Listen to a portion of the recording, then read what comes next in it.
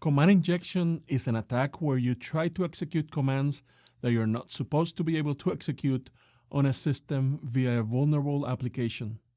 Now, command injection attacks are possible whenever an application doesn't validate any data supplied by the user. For example, data that you can enter in web forms, in cookies, HTTP headers, and many others. Then the system passes that into a system shell. In this attack, you try to send operating system commands so you can actually, cause the application to execute them with the privileges that the application, is actually running. So the vulnerable application is running. I want to make sure that you understand that this attack is not the same as code execution or code injection that you see whenever you exploit a buffer overflow, right?